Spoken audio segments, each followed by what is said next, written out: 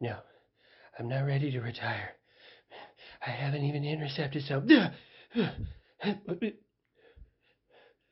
What happened? Why do we look so different? Oh, thank God, you guys see it too. I was wondering if it was some of that leftover stuff I got in Vietnam. You know, every once in a while, it's still in my system, it creeps up and the world looks a little strange. I'm a little confused.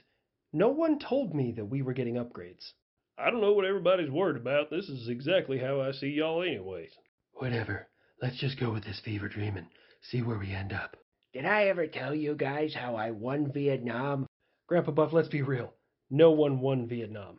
All that access to the internet and you're still stupid. It's okay. Let me explain it to you.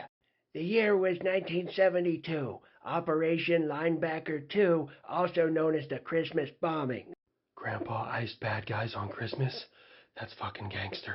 You see, by this point in the war, many Americans had really lost faith in the government's ability to handle it, so they were trying to talk peace in Paris.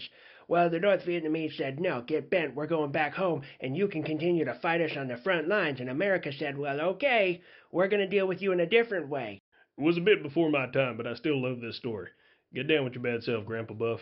So at this point, the U.S. Air Force had started amassing a very large number of B-52s and was just bombing them over and over and over for days until right before Christmas we stopped. During the bombing, though, we did happen to lose 15 B-52s. May they rest in peace. Grandpa Buff, if there was that many B-52s, how come we only ever talked to you? 'Cause I'm a bad motherfucker, that's why. Plus, it's hard to do different voices for the same plane. Anyways, moving on.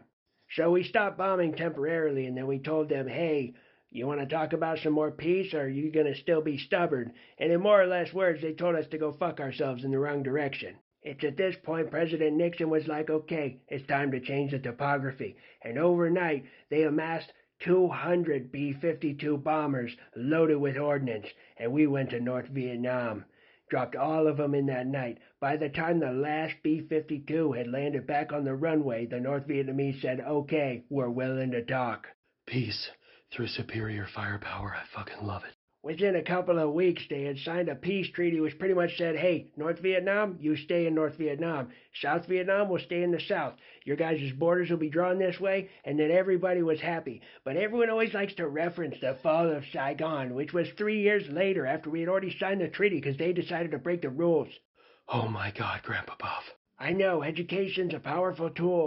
No, the story was great, but what's that? You mean that bird over there? I've never seen one before. I've only ever seen balloons. It's beautiful. That kid's mind is going to be blown as soon as he picks up an enemy aircraft on radar.